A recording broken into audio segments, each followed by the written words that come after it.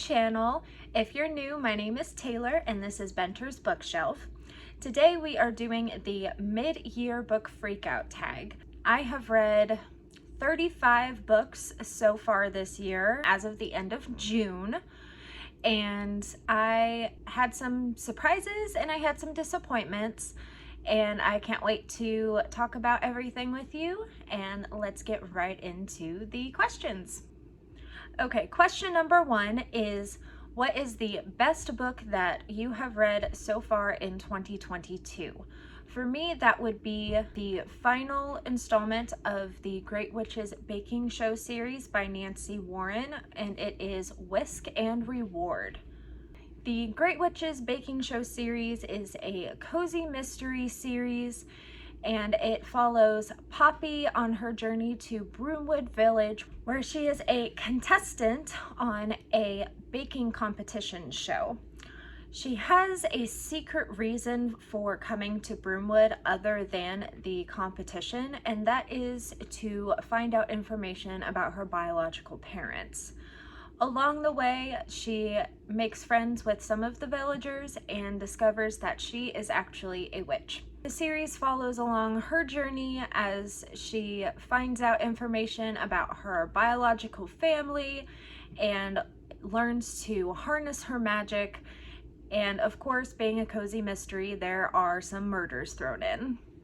Now, this is my favorite book of 2022 so far because, one, I love the series. It's one of my favorite series. And Nancy Warren's writing is just so cozy. I mean, it's a cozy mystery, so of course it's going to be cozy, but she really develops the characters and the imagery in a way that puts you right there alongside the characters. And just having this whole story wrapped up the way it was wrapped up very nicely, and I couldn't have been happier with the ending to the series that she gave with Whisk and Reward. Okay, the next question is, what is the best sequel you have read so far this year? And for me, that would be the Secret Book and Scone Society series by Ellery Adams, books 2 through 5. Now, I read book 1 last year and absolutely fell in love with the series, and I flew through books 2 through 5 during the first half of the year, and every single book, I loved the series even more. The Secret Book and Scone Society is a cozy mystery series about Nora Pennington and her bookshop Miracle Books, as well as her group of friends. Now, this group of friends, including Nora, all have a tortured past, and the series follows their journey on confronting their traumas and helping out their community, as well as doing a little bit of detective work. Again, another cozy mystery. There is some murder involved.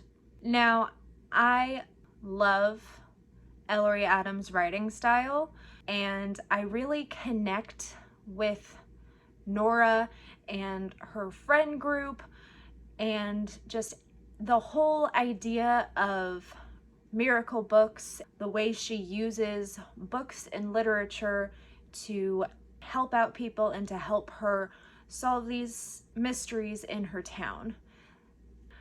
The next question is, what is a new release that you want to read but haven't? And for me, that would be Gallant by V.E. Schwab. It was released back in March. I've had V.E. Schwab on my radar for a long time, but I haven't read one of their books yet. I read the synopsis for Gallant, and it just seems like it would be an absolute joy to read. It seems really edge of your seat, page turner type book. I really hope that I get to it by the end of the year.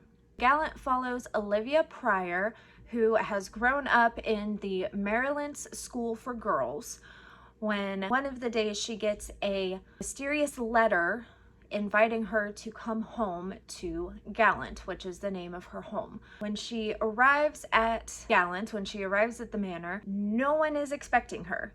She goes along and realizes that there are secrets about her family that she thinks she can discover, in Gallant, and she happens to stumble across the ruins of an old wall at just the right time and is transported to a place that is Gallant but also isn't.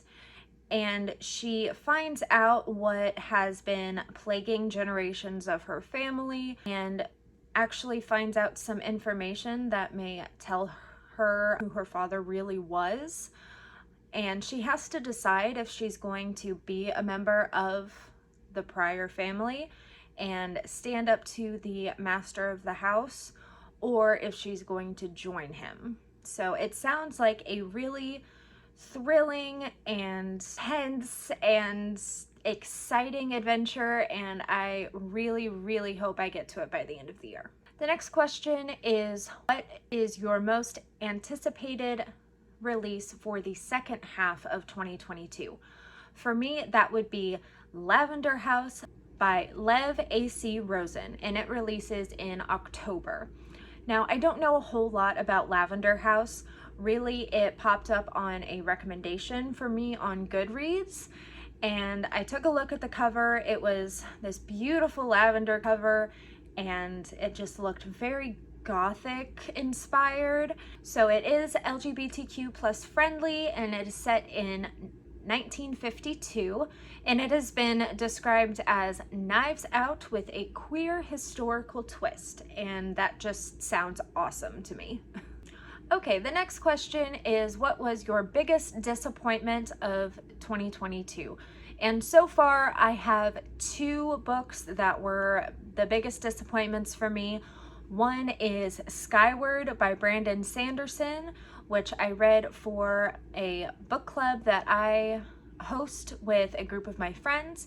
And the other is Haunted Castles by Tony Walker. Skyward by Brandon Sanderson is a YA science fiction novel about a teenage girl named Spencer who lives in these caverns underneath the surface of another planet with the remnants of the human race. Her father, who was a pilot for the defense regiment, went AWOL during a battle and was shot down and killed because of it, and thus branded a coward.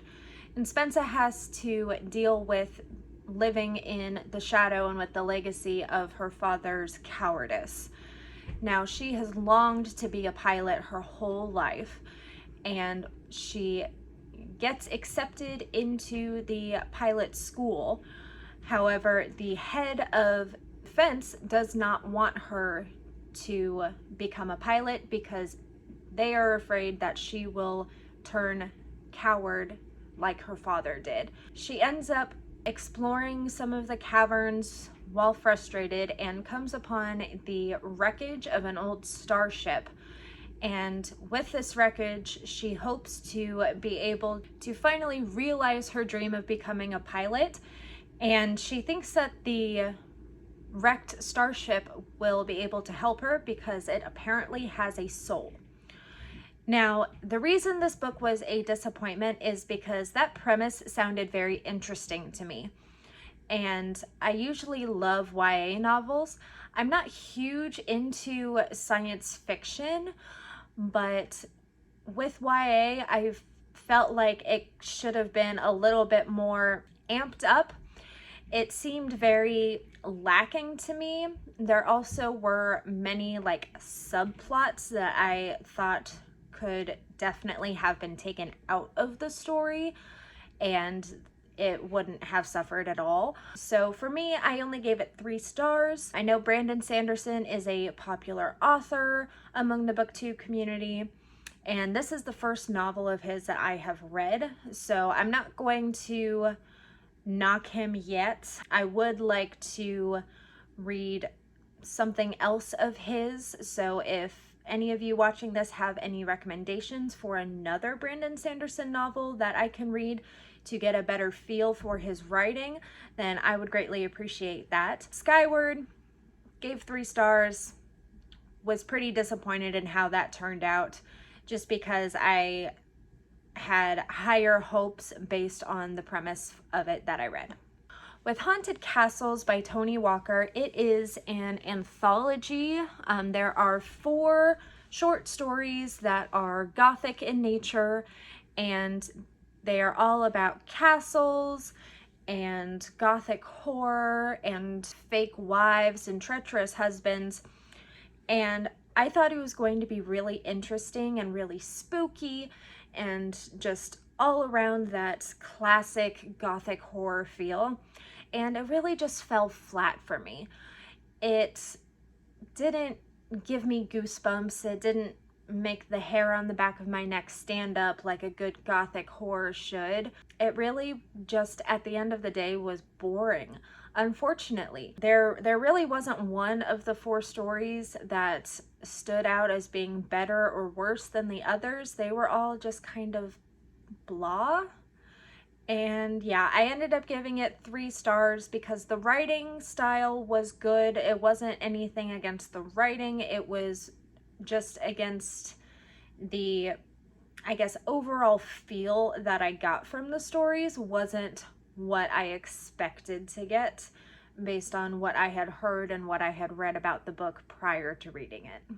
Okay, the next question is, what was my biggest surprise in 2022 so far? Now, my biggest surprise was actually one that I just randomly picked up at the library. I didn't even really read through it. I just saw it sitting there on the shelf, and it was the only book by this author, and it was the only copy of this book. And I was just like, you know what, that book looks lonely. And I checked it out and brought it home. So going into this book blind, I didn't know what to expect. I really enjoyed the book and the story, but what surprised me the most was the writing style. It was written like a train of thought, almost kind of like a diary, but it wasn't like diary entries, but it was definitely written like a train of thought of the main character throughout the whole story.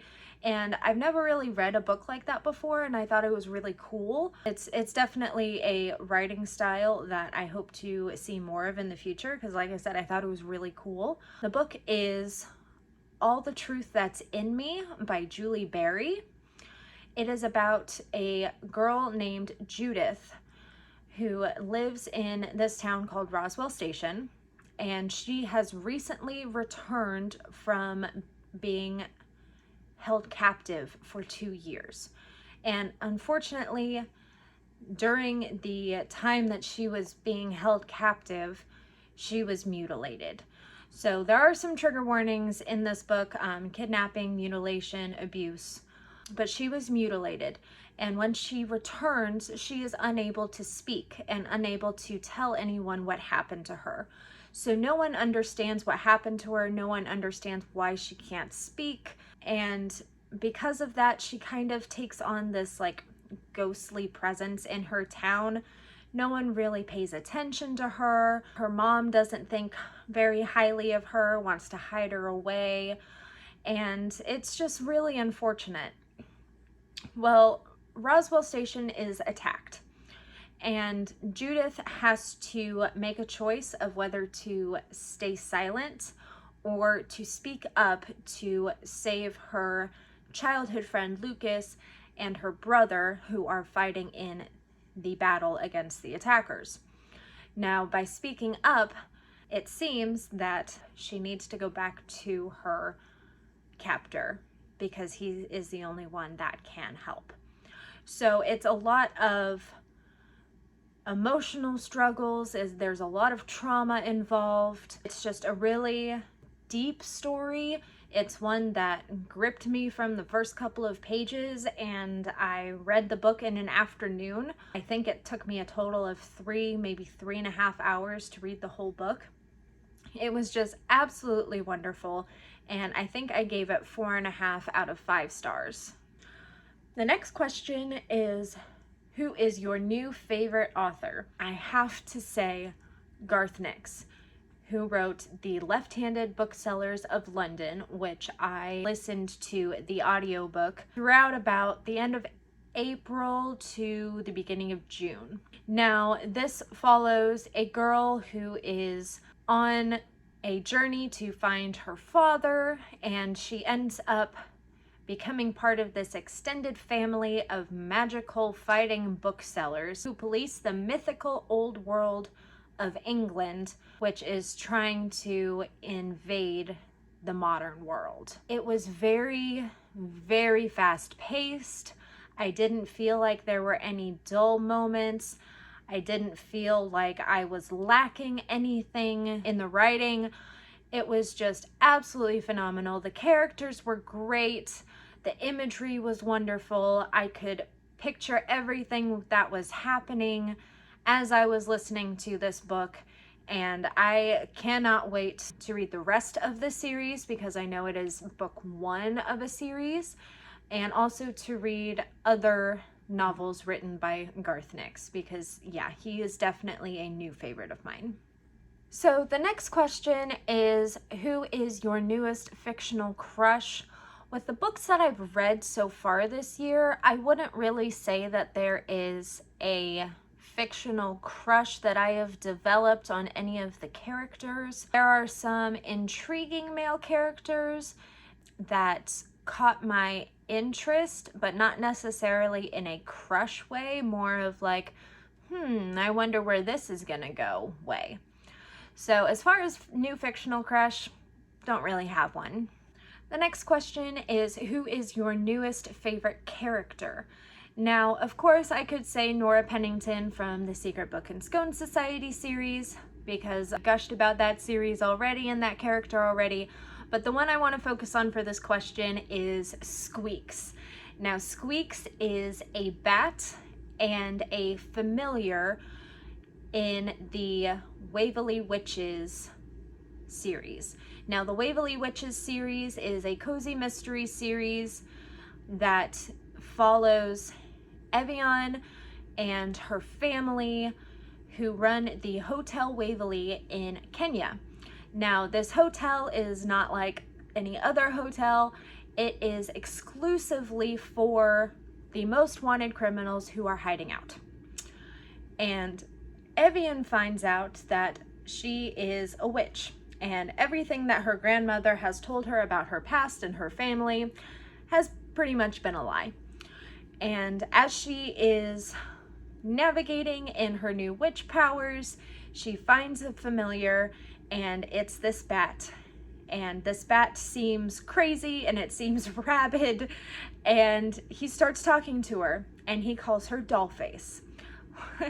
I love that he calls her Dollface, and his catchphrase is groovy, and he loves to eat mangoes and says that chocolate is horrible and that humans are disgusting and that spiders are the greatest snack in the world.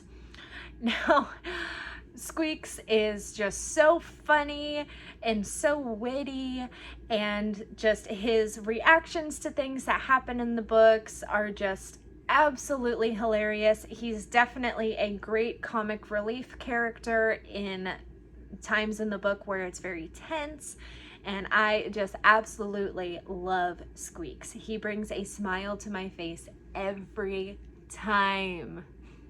So the next question is books that have made me cry this year, and there haven't been any. I have felt emotional reading books, but I haven't really felt like crying.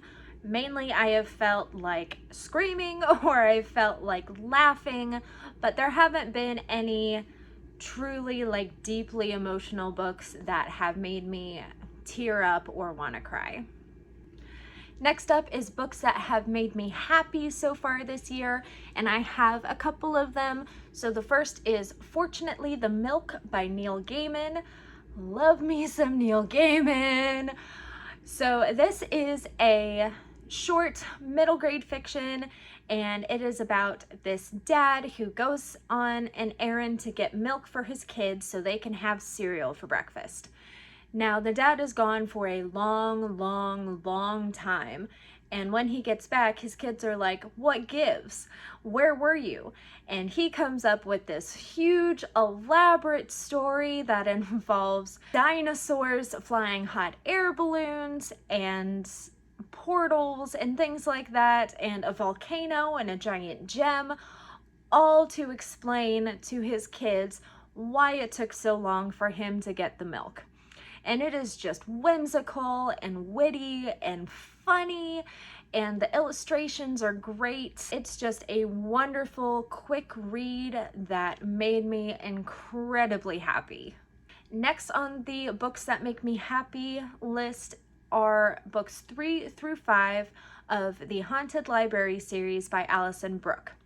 Listened to the first 2 books of this series last year through Audible, and I listened to books 3 through 5 through Audible this year. Great books, great series. It's a cozy mystery. It follows our character Carrie Singleton and her role as the head of programs and events at the Clover Ridge Library. There is murder involved, there's crime involved, and she does a little bit of detective work and gets herself into some sticky situations.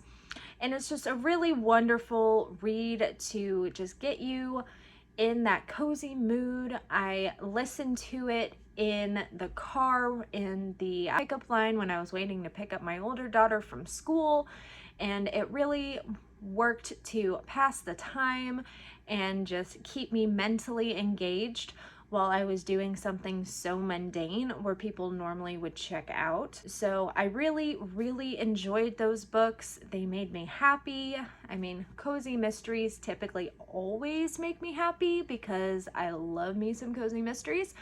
But these in particular made me really happy and kept me engaged during those times. And I think that is a really good thing because mentally checking out is not something that's on my to-do list. So having it keep me engaged also made me really happy because I wasn't just sitting idly and not accomplishing anything. So next up is your favorite book to screen adaptation of the year. Now this one's hard for me because I haven't actually read any books that have been adapted this year. However, I did watch season 2 of Bridgerton on Netflix, and that is based off of the book The Viscount Who Loved Me. And while I haven't read the book, I did really, really enjoy season 2 of Bridgerton. I think I'm going to check out the first few books in the Bridgerton series from my library and see if I can get through a couple of those by the end of the year, because I really do enjoy the Netflix series. I really am starting to bond with the characters just from watching them on screen. So I'd like to get more in depth with the characters in the books and see if I can bond with them even more. Next question is, what is the most beautiful book you have bought this year? For me, that would be The Angel of Bishopsgate by Eloise Rubin. Now this is the first book in the Darker Cities trilogy, and I have not read it yet. It was actually just a cover buy for me. I saw it as I was scrolling through ebooks, and I saw this cover and it just immediately jumped out at me, immediately spoke to me, and I knew I had to have it. So I don't know a whole lot about this book. It is set in London, and it is set in the mid-1800s, and I'm really excited to read it. I don't know if I'm going to be able to fit it in this year. I really hope I am, but if not, I'm going to fit it in early next year because I am really excited to read it. And finally, what books do you really need to read by the end of 2022? So I have some longer books that I have already started that I would really like to finish, as well as a buddy read that I'm doing with my sister that I have started, but she is still waiting on it. She has it on hold at the library, so she hasn't started it yet. But those I would really like to finish by the end of 2022. That is Home Comforts, The Art and Science of Keeping House by Cheryl Mendelson. I fancy myself a homemaker. I am a stay-at-home mom. I do all the cooking. I do the laundry. You know, it's maintaining the home and raising my children and feeding my family. Those are things that bring me a lot of joy. And I picked up this book to help me along with that. There are a lot of tips and tricks and hacks in this book and things that I didn't even think about before that it's good knowledge to have. Definitely nonfiction. It's all about the science of keeping house, and it has already really helped me in being able to take care of my home and take care of my family. I am currently a little over halfway through the book, so I would really like to finish that before the end of the year. The next one is the official biography of the Queen Mother, and that is by William Shawcross. Now this is obviously the biography of the Queen Mother, who was Elizabeth Bowes-Lyon, and she was the mother of the current Queen of England, Elizabeth II. And I have a deep fascination with all things European, royalty, aristocracy, everything from the Tudor era all the way to the present. So reading the official biography of the Queen Mother, who is a figure that I don't know a whole lot about. She's not one that thus far I have delved that much into. So reading this biography about her is really nice because I'm learning about her childhood that made her who she was in the end. I know that she was an absolutely remarkable woman, and I know she lived for a very long time. I believe she was 101 when she passed away, and just getting to know her through her biography is really nice. I am not very far through it. It is a very long book. It is right around 1,000 pages, and I believe I am only about a quarter of the way through it. So I'm not sure I'm going to finish it by the end of the year, but it's something that I'm definitely going to try to do. And the last one I want to finish by the end of the year is Atomic Habits by James Clear. And this is the one that I am buddy reading with my sister. I am about 15% through the book. I have it in ebook, have been reading it on my Kindle, and I'm only reading like a little bit of it each week since my sister doesn't have the book yet. Once she gets the book, we'll start reading at a quicker pace to keep up with each other. But until she acquires the book, I don't want to get too far into it as we are doing it as a buddy read. And that's one that I am just excited to get through. I've heard so many great things about it. A lot of my friends have read it and recommended it to me, and it is one that my sister really wants to read together to have a discussion about it. I really hope that it doesn't take too much longer for her to get the book so we can start talking about it. That is one that I absolutely want to finish by the end of 2022.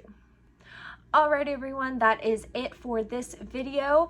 Thank you for coming and checking out my mid-year book freakout. I did go ahead and put all of the books that I have read so far this year in the intro to this video. As always, I want to ask you to like this video if you enjoyed it, and to please subscribe to help grow my channel. If you made it to the end of this video, please leave a book emoji down in the comments and let me know what you thought of it. Also, let me know if you have any recommendations for those Brandon Sanderson novels to read. I would really appreciate your feedback and your recommendations. And again, I just want to say thank you, and I hope you guys have a wonderful rest of your day wherever you are, and come back soon.